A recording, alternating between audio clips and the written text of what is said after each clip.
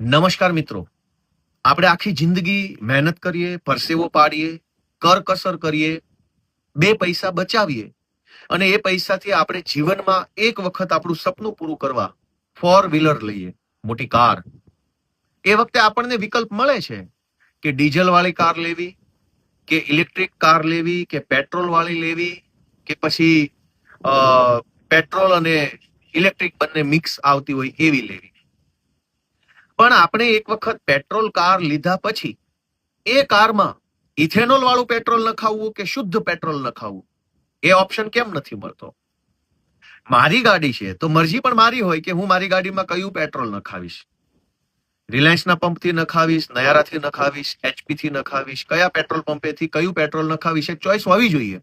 અને હમણાં સુધી હતી જ. હમણાં સુધી એવું હતું કે શેલના પેટ્રોલ પંપમાં પ્રીમિયમ પેટ્રોલ આવતું હતું. અમુક જગ્યાએ અનલીડેડ પેટ્રોલ પંપ આવતું હતું, એટલે કે શીશા વગરનું, શીશા વાળું પેટ્રોલ, શીશા વગરનું પેટ્રોલ, પ્રીમિયમ પેટ્રોલ, આ કેટેગરી આવતી હતી. એના અલગ અલગ ચાર્જ હતા. અનલીડેડ નખાવો તો એટલો ચાર્જ, પેલું પ્રીમિયમ નખાવો તો એટલો ચાર્જ. પણ અત્યારે જબરજસ્તીથી ભાજપની સરકાર ઇથેનોલ E20 પેટ્રોલ, એટલે કે પેટ્રોલની અંદર 20% ઇથેનોલ મિલાવટ કરેલું પેટ્રોલ જબરજસ્તીથી દેશની જનતાને આપવામાં આવી રહ્યું છે.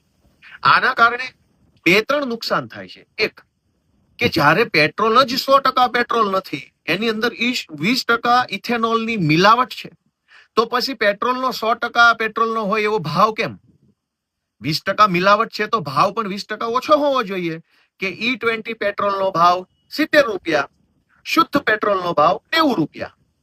આ તો મિલાવટ 20%, ભાવ 100%.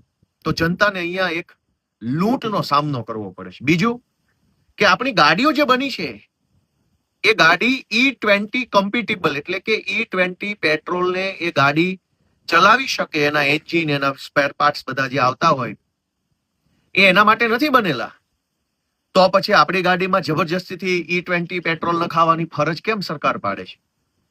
તો આખી જિંદગી મહેનત કરીને, મજૂરી કરીને, કરકસર કરીને, કેટલાય આખા ઘરમાં હોય એટલા લોકોએ પૈસા બચાવીને જીવનમાં એક વખત ફોર વ્હીલર લીધી હોય, એ ફોર વ્હીલરને ભાજપની સરકાર દાદાગીરી કરી, ગુંડાગીરી કરી, જબરજસ્તીથી E20 પેટ્રોલ, ઇથેનોલ મિશ્રિત પેટ્રોલ ભરાવડાવે અને આપણને ઓપ્શન ન આપે.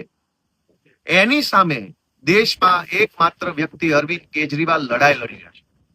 અરવિંદ કેજરીવાલ અત્યારે E20 ની દાદાગીરી સામે લડે છે અને એમની માંગણી છે કે પેટ્રોલ પંપ ઉપર 2 પાઇપ હોવી જોઈએ. જે વ્યક્તિએ E20 પેટ્રોલ પુરાવવું હોય તો E20 ભરાવે, જેને શુદ્ધ 100% પેટ્રોલ ભરાવવું હોય એ 100% પેટ્રોલ ભરાવે. આ ઓપ્શન દેશની જનતાને મળવો જોઈએ. આપણે કોઈ હોટલમાં જઈએ તો હોટલ માલિક દાદાગીરી નહીં કરી શકે કે ફરજિયાત રીંગણાનું શાક જ ખાવું પડશે. મારે જે ખાવું હોય તે ખાઈશ, અને મારે જે ખાવું છે એનું જેટલું પેમેન્ટ હશે એટલું પેમેન્ટ આપીશ. જેને પેટ્રોલ ભરાવવું છે એ 100% પેટ્રોલ ભરાવશે, એનું પેમેન્ટ આપશે. E20 વાળો E20 ભરાવશે, એનું પેમેન્ટ આપશે. સરકાર કેમ જબરજસ્તી કરે છે?